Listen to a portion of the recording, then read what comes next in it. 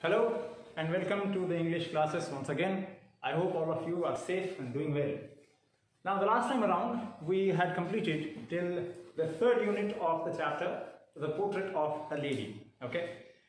As we all know that we were doing a little bit of a reading session, and in between wherein I found that there are a few discussions regarding meanings of words probably which that you might not have come across. I am giving you the meanings on the green board. Having said so, if you find that there are other words or other phrases or idiomatic expressions which you do not understand, please let me know in the comment section and also at the same time during the classes.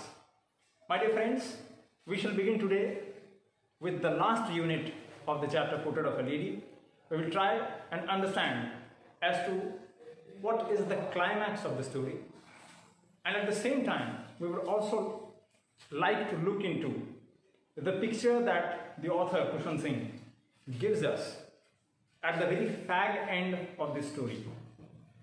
There is a reason why I have been very particular about the last section of the story, because actually the entire summary of this story has been told or has been depicted towards the end of it. Okay, let's begin.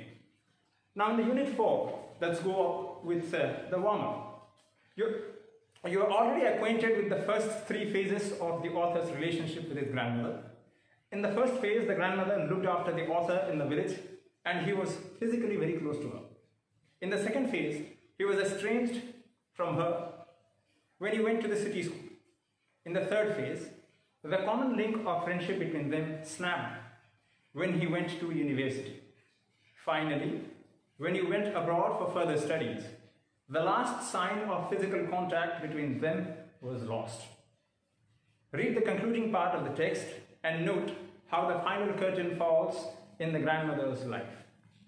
तो बच्चे, यहाँ पर जो unit 4 है या फिर जो आखिरी यूनिट है कहानी की, वहाँ पर हम ये देखेंगे कि कैसे यूनिवर्सिटी में पढ़ाई करने के बाद ऑथर जब और उच्च शिक्षा के लिए और पढ़ाई करने के लिए जब वो विदेश जाते हैं, तब उनके और उनकी जो दादी माँ हैं उन दोनों के बीच जो स्नेह और प्यार मोहब्बत का जो रिश्ता था, उसमें कैसी एक दरार आती है।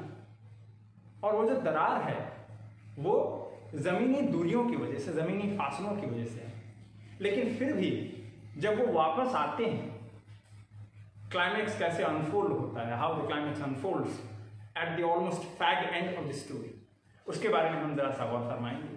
और यहाँ पर हम इस चीज़ को ज़्यादातर देखने की कोशिश करेंगे, समझने की कोशिश करेंगे कि यहाँ पर जो लेखक हैं उन्होंने हमसे उनकी दादी माँ के बारे में क्या कहना चाहा है। जब जैसे अभी हम लोगों ने पढ़ा when how the curtain falls in the grandmother's life, curtain falls, है ना। curtain falls ऐसे क्यों कहा गया? क्योंकि ये एक तरीके का इडियोमैटिक एक्सप्रेशन है। कर्टन माने पर्दा, है ना, फॉल्स माने गिरना। जैसे हम कहते हैं कि किसी एक प्ले हो या किसी थिएटर में कोई ड्रामा चल रहा हो, है ना, तो वहां पर क्या होता है, एक सीन के खत्म होने के बाद पर्दा गिरता है ताकि दूसरा सीन आ सके। उसी तरह जैसे दादी माँ की जिंदगी में, दादी माँ के जीवन में आखिरी पड़ाव में कैसे किस तरीके से पर्दा गिरा और उसका तात्पर्य क्या है, ये हम समझने की कोशिश करेंगे। बहरहाल the text, when I decided to go abroad for further studies, I was sure my grandmother would be upset. I would be away for 5 years, and at her age, no one could ever tell. यहाँ पर हमको लेखक महाशय क्या बता रहे हैं कि जब मैंने ये सोचा या फिर जब मैंने ये डिसाइड किया कि मैं और पढ़ाई करने के लिए विदेश जाऊंगा, तब मैं ये ज़रूर जानता था कि मन ही मन जब इस समाचार के बारे में मेरी दादी माँ को पता चलेगी, तब उनके मन में चोट तो ज़रूर लगेगी, उनको तकलीफ ज़रूर होगी। इसलिए नहीं कि मैं कहीं पढ़ने जा रहा हूँ, इसलिए नहीं कि मैं अपने भविष्य को सुधारने के लिए जा रहा हूँ, उससे तो तकलीफ नहीं हुई, उससे खुशी ही हुई। लेकिन इस बात से गम होगा, इस बात से तकलीफ होगी कि अगर मैं उनसे दूर चला जाऊँ तो उनके और मेरे बीच में जो ये प्यार मोहब्बत का, जो ये स्नेह का जो ये रिश्ता है, उसमें शायद दूरियां आ जाएं, फासले आ जाएं। तो आएंगे ही, जाहिर सी बात है, क्योंकि ज़मीनी दूरियां होंगी, दादी माँ भारत में होंगे और फिर वो खुद लेखक और कहीं किसी देश में। और उसके बाद वो हमको आलोचना करते हैं, बताते हैं कि 5 साल के लिए वो बाहर पढ़ने के लिए जा रहे हैं, और 5 लॉन्ग ईयर्स। फिर कहते हैं और दादी माँ के उम्र को देखते हुए ये मुझे नहीं लगता कि शायद मैं वापस जब भी आऊँ दादी माँ रहें ना रहें। और जैसे very clichéd terms, very clichéd term जो हम हिंदी में बहुत कई दफ़ा कहते हैं, फरमाते हैं, कल हो ना हो, है ना। तो ये कल हो ना हो वाली ये जो सिचुएशन है, इसके बारे में जो हमारे लेखक हैं खुशवंत सिंह साहब हमको बता रहे हैं। आगे क्या कहते हैं? आगे कहते हैं but my grandmother could, she was not even sentimental, she came to leave me at the railway station but did not talk or show any emotion. लेकिन कहते हैं कि भले ही हम में से कोई ये ना कह पाए कि 5 साल में दादी माँ रहेंगी नहीं रहेंगी, लेकिन दादी माँ जरूर कह सकती हैं। क्यों? उनको अपने बारे में पता होगा, वो खुद जानती होंगी कि उनकी जो दैनंदिन जिंदगी है, कैसे उठती हैं, कैसे खाना खाती हैं, अपने शरीर की देखभाल कैसे करती हैं, तो उनको तो ज़रूर पता होगा। और उसके बाद एक और चीज़ हमसे बताते हैं कि नाती नातिन से, नवासों से जो दादियों का, दादाओं का जो संबंध होता है, रिश्ता होता है, वो बहुत ही घनिष्ठ होता है, बहुत ही प्यारा रिश्ता होता है। और यहाँ पर लेखक ने जैसे हमें कहा कि he was very close to his grandmother, लेकिन फिर भी जब दादी माँ उनको छोड़ने के लिए, सी ऑफ करने के लिए रेलवे स्टेशन पर गई, तो वहाँ पर उन्होंने कोई सेंटिमेंट, कोई इमोशन नहीं दिखाया। वहाँ पर वो जाकर के भाव प्रवण नहीं हुई। ठीक, क्यों नहीं हुई ये तो उनको ही पता। आगे हम देखते हैं कि ऑथर हमसे क्या कहना चाहते हैं। Her lips moved in prayer, her mind was lost in prayer, her fingers were busy telling the beads of the rosary. Silently, she kissed my forehead, and when I left, I cherished the moist imprint as perhaps the last sign of physical contact between us. वही हुआ जो कि शायद कोई भी बच्चा अपने दादा या दादी से दूर हो तो समझेगा कि ऐसा कुछ होने वाला है। जब ट्रेन स्टेशन में, रेलवे स्टेशन में दादी सी ऑफ करने के लिए गई अपने नवासे को, ऑथर को, तो क्या हुआ वहाँ पर वो मन ही मन कुछ मंत्र पाठ कर रही थी और उनके होंठ वही मंत्र पाठ के हिसाब से ऊपर नीचे हिल रहे थे और उनके हाथ में वही जाप की माला थी, रोजरी बीड्स, है ना। और वो उसको she was telling her rosary beads. Telling माने कह नहीं रही थी रोजरी बीड्स को, यहाँ पर टेलिंग का अर्थ है उसको घुमाना, ऐसे गिनना, ठीक। और उसके साथ ही साथ उन्होंने क्या किया, जब ऑथर जाने वाले थे, ट्रेन छूटने वाली थी, निकलने वाली थी स्टेशन से, तब उन्होंने अपने नवासे को, उनके माथे को लिया और हल्के से प्यार से उनके माथे पे चूम लिया। और फिर वो कहते हैं moist imprint, moist imprint, moist माने भीगा हुआ, इम्प्रिंट माने कोई एक चिन्ह, कोई एक दाग या कोई एक निशानी। तो ऑथर हमसे कहते हैं कि यही जो उन्होंने मेरे माथे पे चूमा, that kiss on my forehead by my grandmother and that moist imprint, सीधी बात है, हम किसी को अगर माथे पे चूमेंगे तो थोड़ा बहुत तो गीला हो ही जाएगा। तो बोलते हैं कि वही जो गीली निशानी जो मेरे माथे पे है, मुझे लगा तब, उस वक्त मुझे लगा कि शायद ये मेरी दादी के साथ आखिरी फिजिकल कांटेक्ट होगा, माने आमने सामने हम दोनों का जो प्यार का जो आदान प्रदान है, स्नेह का जो आदान प्रदान है, ये शायद आखिरी बार होगा। फिर आगे क्या कहते हैं, but that was not so, बोल रहे हैं कि ऐसा नहीं था। After 5 years I came back home and was met by her at the station. 5 साल बाद मैंने वापसी की, घर वापस आया, और जब आया तो वही मेरी दादी माँ रेलवे स्टेशन में खड़ी थी मुझे रिसीव करने के लिए, जैसे वो सी ऑफ करने के लिए मुझे आई थी जब मैं निकला था। She did not look a day older. देखिए वापस हमको वही लेकर के जा रहे हैं जहाँ पर शुरुआत हुई थी कहानी में। क्या बोला था वो ऑथर ने हमसे, क्या बोला था ऑथर ने हमसे? कहा था कि हमने हमेशा से अपने दादी को इसी रूप में देखा है, बूढ़ी, थोड़ी सी झुकी हुई, कमर पे एक हाथ, हाथों में वही जाप माला, मन ही मन मंत्र पाठ करना, और उनको देखने से लगता था कि वो हमेशा से ही ऐसी बूढ़ी है। और उसी तरह 5 साल बाद जब वो वापस आए, मुलाकात हुई उनकी रेलवे स्टेशन पे दादी जी के साथ, तब उन्होंने क्या देखा कि वो तो वैसी की वैसी ही हैं, एक दिन भी जैसे उनका उम्र आगे न बढ़ा हो, उनको ऐसा एहसास हो, है ना। आगे क्या बोलते हैं, she still had no time for words, and while she clasped me in her arms, I could hear her reciting her prayer. फिर कहते हैं वो हमेशा से कम बोलने वाली महिला थी और उनके ज़बान पर, उनके होठों पर वही मंत्र जाप चल रहा था। लेकिन जब उन्होंने मुझे अपनी बाहों में लिया, है ना, आलिंगन किया, स्नेह दिया, तब मेरे कानों में उनका जो मंत्र पाठ है वो सुनाई दिया। आगे क्या कहते हैं? आगे कहते हैं, even on the first day of my arrival her happiest moments were with her sparrows whom she fed longer and with frivolous rebukes। बच्चे, यहाँ पर दो लफ्ज ऐसे हैं जिसके बारे में मैं आपसे बताना चाहूंगा। फ्रिवोलस, है ना, फ्रिवोलस, FRIVOLOUS, फ्रिवोलस, और एक है रिब्यूक। ठीक, फ्रिवोलस माने, फ्रिवोलस का अर्थ ये है कि मीनिंगलेस, अर्थहीन, या फिर एवे जो बोला जाता है, क्या कर रहे हो, कुछ नहीं, एवे बैठा हूं, आई एम डूइंग नथिंग, और probably I am doing something very frivolous, meaningless, purposeless, है, वो है फ्रिवोलस। और रिब्यूक क्या है? छोटी मोटी डांट फटकार, छोटी मोटी डांट फटकार, है ना। तो क्या बोल रहे हैं कि जब वो वापस आए और उनकी वापसी की जो पहला दिन था, उनकी वापसी का जो पहला दिन था, उस दिन भी दादी सबसे ज्यादा खुश कब नजर आई? देखिए आप, 5 साल के लिए वो जिससे सबसे ज्यादा स्नेह करती थी, जिससे सबसे ज्यादा प्यार करती थी, वो तो कहीं और गया हुआ है।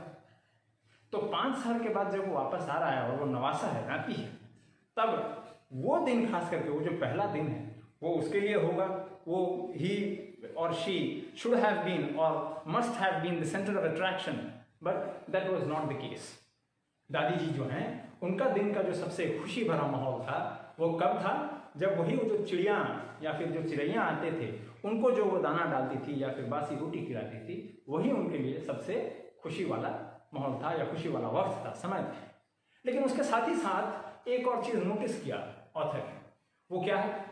वो उन्होंने ये नोटिस किया कि पहले जो वो चिड़ैयों को खिलाती थी, आधा 1 घंटा करीब वक्त गुजारा करती थी, लेकिन अब ज्यादा लंबा हो रहा है। वो उनके साथ ही ज्यादातर वक्त गुजारना पसंद करती थी, चाहती थी। और थोड़ा बहुत कभी कभार, पहले तो आकर के कोई एक सर पे भी बैठ जाता था, पैर पर बैठ जाता था, कंधों पर बैठ जाता था, चिड़ियों की बात कर रहा हूं मैं, लेकिन वो उनसे कुछ बोला नहीं करती। आजकल वो उनके साथ बातें करती हैं, फ्रिवोलस रिब्यूक्स, माने कभी कभार उनको एवं ही डांट फटकार भी सुना देती थी। जैसे किसी बच्चे को, किसी नाती नातिन को जैसे एक इंसान छोटा मोटा डांट फटकार सुनाता है, वैसे उन चिड़ियों को, उन चिड़ैयों को भी वो थोड़ा बहुत डांट लिया करती थी। आगे, in the evening a change came over her, she did not pray. देखिए बच्चे, ये हमको लग सकता है कि बहुत ही छोटी सी बात है। ये शाम को क्या हुआ? शाम के वक्त में, ये जो शाम के धुंधुलके में, है ना, एकदम हल्की हल्की धूप है, धूप जा रही है, उस समय में अ चेंज केम ओवर हर, माने उनके व्यवहार में, उनके स्वरूप में थोड़ी बहुत, हल्की बहुत एक बदलाव नजर आई। लेकिन वो बदलाव भले ही हल्की हो, भले ही थोड़ी हो, लेकिन इन लोगों के लिए, घर परिवार के लोगों के लिए, खास करके ऑथर के लिए, ये बहुत ही स्पष्ट था। It was very specific and it was very clearly visible. वो क्या था? She did not pray. उन्होंने शाम को जो प्रार्थना करती हैं, जो ईश्वर को बुलाती हैं, ईश्वर का ध्यान करती हैं, वो उन्होंने किया नहीं। और ये पहली दफा हुआ था। क्यों? क्योंकि हम पहले से ही देख रहे हैं कि दादी, वो तो कभी स्कूल गई नहीं, स्कूली शिक्षा उनकी कभी हुई नहीं, लेकिन फिर भी वो तमीज तहजीब की तरफ से, ईश्वर की तरफ से, धर्म की तरफ से वो बहुत ही जानकार थी। और हमेशा उनके जबान पर, उनके होठों पर, उनके लबों पर हमेशा ईश्वर का नाम रहा करता था। लेकिन ये पहली दफा ऐसा हुआ कि शाम के वक्त वो शांत हो गई और उन्होंने ईश्वर का नाम नहीं लिया, उन्होंने प्रार्थना नहीं की। आगे, she collected the women of the neighborhood, got an old drum and started to sing। उन्होंने क्या किया? आस पड़ोस में जो भी बूढ़ी औरतें हैं, उनके हम उम्र जो थे, है ना, उनके कॉलीग्स कह सकते हैं आप, कॉमरेड्स कह सकते हैं, फ्रेंड्स कह सकते हैं, उनको उन्होंने इकट्ठा किया, सारे औरतों को, और एक पुराना सा ड्रम लिया, ढोल जो है, उसको उन्होंने लिया और गाना गाना शुरू किया उन्होंने। ये थोड़ा सा अजीब था सब लोगों के लिए। फिर क्या हुआ? For several hours she thumped the sagging skins of the dilapidated drum and sang of the homecoming of warriors। देखिए बच्चे, यहां पर कुछ लफ्ज हैं जिनके बारे में मैं डिस्कशन करना चाहूंगा। एक क्या है? Thumb, THUMPED। थंब माने ऑब्वियसली ईडी लगा है, इट इज अ वर्ब, है ना।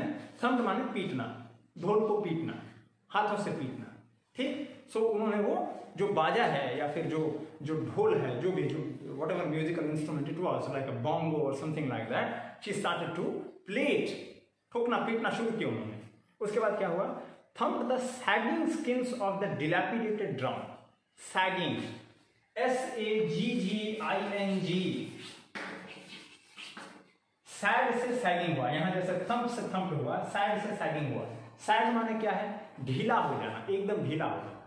आप लोगों ने देखा होगा, आप में से कोई अगर तबला वगैरह बजाते हैं या फिर मृदंग हो, ढोल, पखावज हो, ऐसा कुछ अगर बजाते हैं, आप जानते होंगे कि जो भी वाद्य जो यंत्र होता है, वो सारे यंत्र क्या हैं? चमड़े से बने होते हैं, है ना। और सीधी बात है, अगर हम चमड़े वाले कोई तबला समझ लीजिए या कुछ भी, उसको अगर हम कई सालों तक अगर इस्तेमाल न करें, अगर रख दें कहीं पे, तो क्या हो जाएगा? वो जो चमड़ा है, वो जो चमड़ी से जो बनी होती है, ऊपर की जो परत है, जहाँ से आवाज निकलती है, शब्द ध्वनि निकलती है, वो ढीली हो जाती है ना, सैगिंग। तो उन्होंने भले ही वो ढोल का जो चमड़ी थी वो ढीली हो गई थी, लेकिन फिर भी उन्होंने उसको पीटना चालू किया। डिलैपिडेटेड बोला गया है। डिलैपिडेटेड क्या माने बच्चे? डिलैपिडेटेड मतलब आप समझिए, DILAPATED, DILAPATED, dilapidated। इसका मतलब क्या है? बहुत पुराना, बहुत ही पुराना, जिसका इस्तेमाल अभी है नहीं, डिलैपिडेटेड, ठीक है। वेरी ओल्ड और ऑब्सोलीट, आउट ऑफ यूज, ये भी कह सकते हैं आप, ये है डिलैपिडेटेड। तो वो जो ढोल था या पखावज था या जो भी बोंगो तरीके का जो भी था, वो बहुत ही पुराना था, उसका इस्तेमाल नहीं हुआ करता था। उसको उठा करके उसकी जो चमड़ी थी वो सूख गई थी, फिर भी ये जो माता जी हैं, जो दादी माँ हैं, वो पीटना उन्होंने शुरू कर दिया। और फिर क्या गाना गाया? And sang of the homecoming of warriors. Homecoming, सीधी बात है, घर वापसी, घर वापस आना, होम कमिंग, घर वापस आना, ठीक है। ऑफ वॉरियर्स माने योद्धा, जो योद्धा हुआ करते थे, उन्होंने शायद ये गाना अपनी माता जी से, अपनी दादी माँ से या फिर चाचियों से, मामियों से, बुआओं से सुना होगा। तो ये जो गाना उन्होंने सुनी थी, वो गाना शुरू कर दिया उन्होंने। जैसे कि क्यों शुरू कर दिया? सीधी सी बात है, नाती आया हुआ है तो, और तो कोई शायद उनको गाना पता नहीं था, ये वो गाना उन्होंने शुरू कर दिया।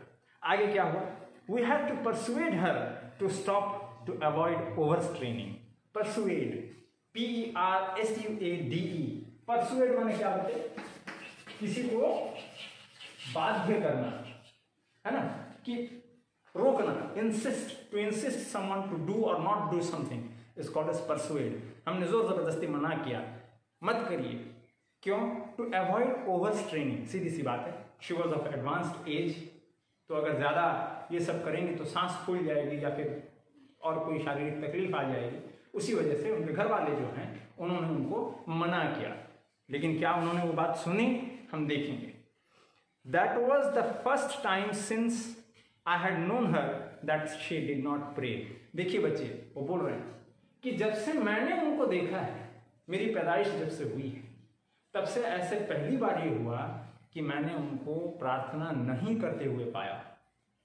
वरना वो हर रोज क्लॉकवर्क की तरह हर रोज प्रार्थना किया करती थी, लेकिन आज उन्होंने प्रार्थना नहीं किया। आगे, the next morning she was taken इल।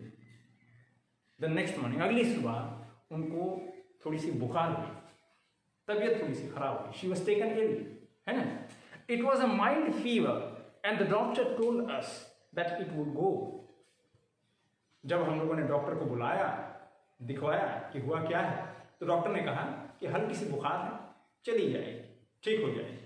आगे, but my grand mother thought differently. लेकिन मेरी दादी माँ की सोच अलग थी। उन्होंने कहा ना, ये कोई हल्की बहुत थोड़ी बहुत बुखार नहीं है, ये क्या है? She told us that her and was near.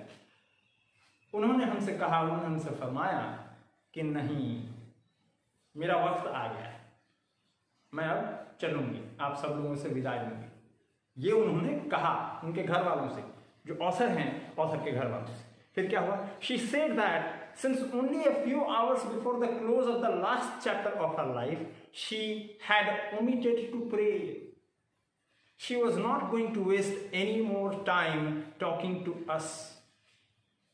उन्होंने कहा कि उन्होंने जिंदगी में पहली दफा एक बहुत ही बड़ी गलती कर दी है, और वो क्या है कि उनकी जिंदगी के इन आखिरी लम्हों में, उनकी जिंदगी के इस आखिरी पड़ाव में उन्होंने ईश्वर का नाम लेना भूल गई हो, और उन्होंने बहुत बड़ी गलती कर दी है।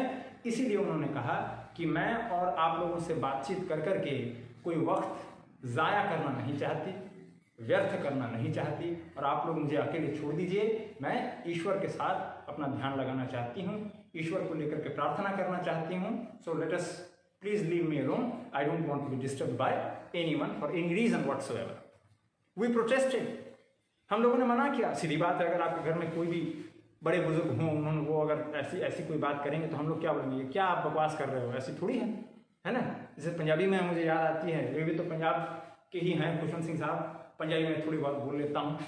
तो क्या बोलते हैं कि कैसी गल्ला कर रहे हो तुसी बीजी, है ना, बीजी बोला करते हैं। जो दादी माँ होती हैं उनको बीजी बोला करते हैं, कभी कभार बेबे भी बोला करते हैं।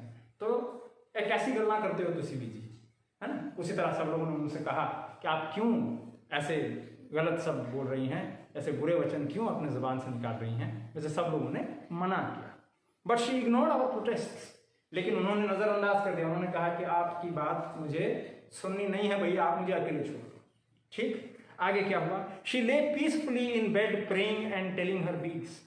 वो एकदम शांत मन से, शांत स्वभाव से, शांति से अपने जो बेड है, अपने खटिए पर वो आराम से लेट गईं, और उनकी जो माला थी, जाप माला, उन्होंने अपने हाथ में जाप माला लिया और ऊपर वाले का नाम, ईश्वर का नाम लेती चली गई। Even before we could suspect, her lips stopped moving and the rosary fell from her lifeless fingers.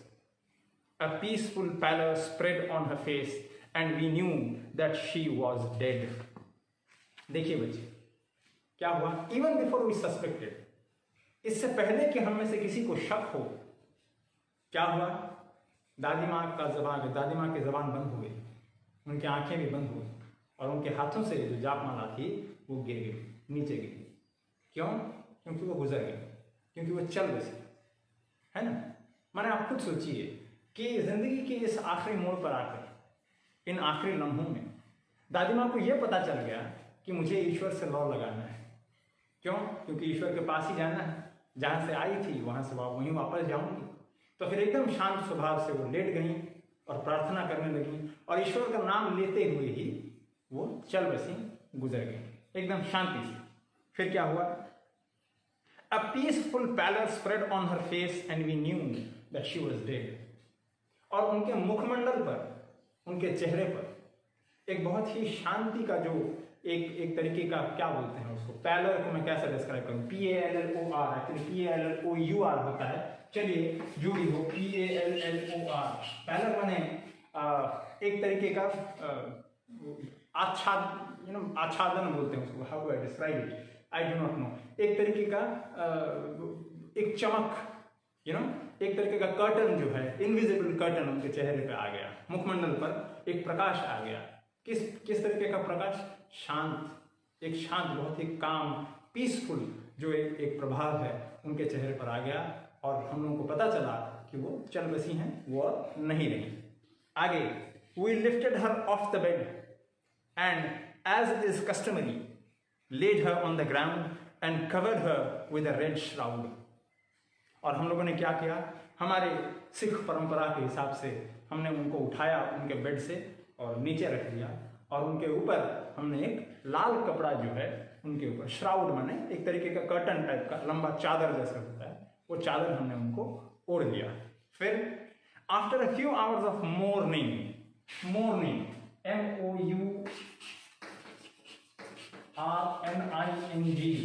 मोर्न से मोर्निंग है, मोर्निंग माने शोक मनाना। तो कुछ घंटों के बाद जब आस पड़ोस के लोग भी होते हैं, उनको भी बुलाना पड़ता है ना, तो आकर के कुछ घंटे जब उन्होंने शोक मनाना खत्म किया, उसके बाद क्या किया उन्होंने, we left her alone to make arrangements for her funeral. हमने उनके पास से हम लोग उठे और उनकी जो आखिरी जो फ्यूनरल मनते आप समझते होंगे, जो दाह संस्कार के लिए जो काम होता है वो सब काम करने में हम लोग जुट गए। उसके बाद in the evening we went to her room with a crude stretcher to take her to be cremated. शाम को हम उनके कमरे में गए और क्रूड स्ट्रेचर माने जो डेड बॉडी होती है, जो लाश होती है, मृत शरीर जो होती है, जिसको वो मृत शरीर को जिस पे हम लोग लिटाते हैं उसको एक क्रूड स्ट्रेचर तो आप लोगों ने देखा ही होगा, पकड़ करके देते हैं तो बांबू से बनाया जाता है वो, है ना, बांस से बनाया जाता है। क्रूड माने something which is not absolutely perfect, है ना, थोड़ा बहुत ये वो इधर उधर जुगाड़ कर करके जो चीज़ बनाई जाती है बांसों से, लकड़ियों से, उसको क्रूड स्ट्रेचर बोला जाता है। वो हम लोगों ने बनाया और उसके ऊपर दादी को लेटाया ताकि उनको कब्रिस्तान ले जाया जा सके, श्मशान ले जाया जा सके, जहाँ पर उनके आखिरी दाह संस्कार जो है वो किया जाएगा। The sun was setting and had lit her room and veranda with a blaze of golden light. वो डिस्क्राइब करते हैं कि सूरज डूबने वाला और तभी सूरज की जो आखिरी रोशनी आती है, जो लालिमा आती है, उस लालिमा से उनका जो कमरा था वो एकदम सुनहरा हो गया था। उसके बारे में वो डिस्क्राइब करते हैं। वो वातावरण हमको वर्णन कर रहे हैं यहाँ पर लेखक। We stopped halfway in the courtyard, we stopped halfway in the courtyard, माने हमारे घर के बाहर जो आंगन था उस आंगन में आधे रास्ते चल करके हम रुक गए। All over the veranda and in her room right up to where she lay dead and stiff wrapped in the red shroud, thousands of sparrows sat scattered on the floor।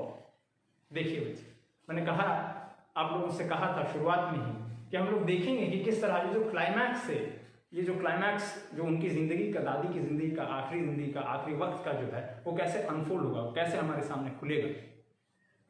जब ये लोग उनको लेकर के निकल रहे थे, आंगन में आधे दूर गए थे और तभी उन्होंने देखा कि हजारों चिड़ैया स्पैरोज जो हैं वो आकर के उनके कमरे तक जहां पर वो थीं वो बैठ गए, हर तरफ वो लोग बैठ गए। आगे क्या हुआ, देयर वॉज नो चिरपिंग, हजारों चिड़ैया आ गई, लेकिन एक भी आवाज नहीं निकल रही थी। किसी भी चिड़िया के मुंह से एक भी आवाज नहीं निकल रही थी, जो चीं चूं करते हैं वो नहीं हो रही थी। आगे, we felt sorry for the birds and my mother fetched some bread for them. हम लोगों को तकलीफ हुई, किसके लिए, ये चिड़ियों को देखकर कि वो कुछ शोरगुल नहीं कर रहे हैं। दादी माँ से जो भी वो बात करते थे, जो भी उनके जबान में, स्नेह के जबान में, कहा जाता है लव हैज नो लैंग्वेज। अब बिल्कुल सही बात, क्यों, क्योंकि जो प्रेम का, प्यार का जो संबंध होता है, स्नेह का जो रिश्ता होता है, मोहब्बत का जो रिश्ता होता है, उसमें कोई जबान एक इंसान जाने ये जरूरी नहीं। आप लोगों ने खुद देखा होगा, आपके घर में अगर कोई पालतू पशु है, if you have any domesticated animals, any pet animals at your home, जैसे खास करके कुत्ते रखना लोगों को बहुत पसंद है, या फिर मिट्ठू हो, कुछ भी हो, जिससे आपका एक प्यार का रिश्ता होता है, स्नेह मोहब्बत का रिश्ता होता है, उसके साथ आप बात करते हैं, है ना। सोच लो किसी के घर में कुत्ता है जिसका नाम मोती है, तो हम बोलते हैं मोती खाना खा चुका तू, ठीक है, कैसा है, ये सारी बातें हम करते हैं। भले ही हम जानते हैं कि शायद हमारा जो एक फिजिकल लैंग्वेज है, कि मैं आपके साथ हिंदी में या अंग्रेजी में बात करता हूँ या हमारे लोकल लैंग्वेज में बात करता हूँ, भले ही वो लैंग्वेज वो ना समझे, लेकिन फिर भी आप उससे क्या कहना चाहते हैं वो समझ जाते हैं, और आप भी समझ जाते हैं कि वो खुश है, दुखी है या फिर और कुछ। तो ये जो भावनाओं का आदान प्रदान होता है, ये भावनाओं के आदान प्रदान के लिए, स्नेह के आदान प्रदान के लिए किसी भाषा की जरूरत नहीं होती। इसीलिए लेखक के जो घर वाले थे और लेखक खुद, वो भी जान गए कि ये जो चिड़ियाँ ये सब आई हुई हैं वो वहाँ पर क्यों आए हैं, ताकि वो दादी माँ को आखिरी अलविदा कह सकें, गुड बाय कह सकें। और सीधी बात है, वो सब के सब दुखी थे, इसीलिए वो शोरगुल नहीं कर रहे। तो उन्होंने क्या कहा, उनकी माताजी, लेखक की माताजी जो हैं, वो जाकर के कुछ रोटियों के टुकड़े वो ले आए ताकि उनको दे सकें, वो चिड़िया खा सकें। आगे क्या हुआ, we felt sorry for the birds and my mother fetched some bread for them. She broke it into little crumbs the way my grandmother used to and threw it to them. तो उन्होंने वैसे ही वो रोटियों के टुकड़े किए और उनकी तरफ फेंके जैसे दादी माँ दिया करती थी। The sparrow took no notice of the bread. चिड़ियों को दाना जरूर डाला, रोटियां तोड़ करके उन्होंने डाला जरूर, लेकिन चिड़ियों ने उन रोटियों की तरफ देखा तक नहीं। When we carried my grandmother's corpse off, they flew away quietly. जब हम लोगों ने दादी के शव को, पार्थिव शरीर को हम लोगों ने उठाया, तब ये सारी जो चिड़ियां थे वो चुपचाप बिना आवाज किए उड़ के चले गए। Next morning the sweeper swept the bread crumbs into the dustbin. आखिरी जो शब्द, आखिरी जो वाक्य, आखिरी जो सेंटेंस ऑथर ने लिखा है, उन्होंने लिखा है कि अगले ही दिन जो स्वीपर था, जो झाड़ू वाला झाड़ू करते थे, वो आकर के उन्होंने ये जो ब्रेड क्रम्स थे, जो रोटियां हम लोगों ने फेंकी हुई थी चिड़ियों के लिए, उन रोटियों को वो डस्टबिन में डाल करके निकल गया। कहने का तात्पर्य बच्चे, वैसे तात्पर्य हम कुछ भी निकाल सकते हैं, आप अपना तात्पर्य निकाल सकते हैं, मैं अपना तात्पर्य निकाल सकता हूँ। मुझे ये लगता है कि जो रोटी के टुकड़े थे जो चिड़ियों के लिए ऑथर के माताजी ने दिया, शायद वो आखिरी भेंट थी दोनों, चिड़ियों चिड़ियों के लिए भी और दादी माँ के लिए। क्यों? क्योंकि उनके ये जो चिड़ियों के बीच और दादी माँ के बीच जो स्नेह का संबंध था, जो स्नेह का रिश्ता था, इतने साल तक जब ऑथर नहीं थे, दूर देश गए हुए थे पढ़ाई करने के लिए, तो चिड़ियों के सहारे ही, उनके स्नेह के सहारे, उनके प्यार के सहारे, उनके बातों के सहारे ही दादी माँ ने ये वक्त गुजारा, ताकि जब मेरा नवासा वापस आए, जब मेरा पोता वापस आए, तब उससे मेरी मुलाकात हो। आखिरी दफ़ा उसको एक दफ़ा मैं देख करके ही चलूँ। और शायद इसी की वजह से ये स्नेह का जो संबंध था, उसके लिए एक प्यार भरा भेंट ये रोटियों के टुकड़े थे। This is all about the story, the portrait of A lady. I hope you have enjoyed this story as much as I do whenever I teach it to my students. बच्चे, इस कहानी में जो भी दोनों CBSE वाले, CHSE वाले, दोनों के दोनों आपके जो भी क्वेश्चन आंसर्स हैं, पोस्ट रीडिंग एक्टिविटीज़ हैं, यहाँ पर कुछ शब्द दिए गए हैं, कुछ एक्सप्रेशंस दिए गए हैं, जहाँ पर बोला गया है कि इनको इस्तेमाल कर करके आप सेंटेंस बनाइए, वाक्य बनाइए। प्लीज़ डू इट, ये आपका काम है। अभी तो आप कॉलेज में हो नहीं ताकि मैं आप लोगों को बोलूं कि बच्चे बनाओ और क्लास के दौरान ही आपके पास आकर के मैं देख सकूं, लेकिन फिर भी कोशिश बंद मत करना। Please do your work, do it sincerely. जहां कहीं भी दिक्कत हो, आप फोन उठा करके भी मुझसे पूछ सकते हैं कि सर फलाना चीज मैं करना चाहता हूं या करना चाहती थी, नहीं हो पाया, या फिर फलाना चीज मैंने किया है, उसको बेहतर कैसे कर सकते हैं। ये भी आप मुझे फोन करके या टेक्स्ट करके पूछ सकते हैं। By the way, let me tell all of you once again, let me remind all of you that I get a lot of tasks online. बहुत सारे टास्क होते हैं, बहुत सारे काम होते हैं जो बच्चे व्हाट्सएप में भेजते रहते हैं। ये कभी मत समझना कि मैंने उसको देखा नहीं, मैंने देखा जरूर है, ये आप चिंता मत करना। हाँ, ये हो सकता है कि मैं हर एक बच्चे को उसका जो आंसर उसने लिख करके भेजा है, या ऐसे लिखने के लिए कभी राइटिंग एक्सरसाइज मैंने दिया हुआ हो, कोई आर्टिकल लिखने के लिए दिया हुआ हो, या फिर कोई सेंटेंसेस बनाने के लिए दिया हुआ हो, तो शायद मैं हर एक इंसान को, हर एक बच्चे को वापस एक फीडबैक ना दे पाया हूँ। I really sincerely apologise for that. लेकिन फिर भी बच्चे, गिव मी माई ड्यू। बहुत सारे लोगों का हम लोग टेक्स्ट पढ़ते रहते हैं, उसी के चलते ही ऐसे होता है।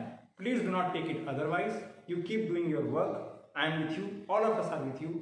आई hope and pray that this is a good story, this is a straightforward kind of a story. जहां कहीं भी आपको दिक्कत हो, और भी कोई अगर ऐसी जगह हो जहां पर एक्सप्लेनेशन चाहिए हो, तो आप you are free to ask, you are free to give your inputs and insights. Last but not the least, those of you who have not subscribed to this YouTube channel, please do give it a thumbs up and subscribe. See you all in the next class. I hope all of you are doing well. Stay home, stay safe. Thank you.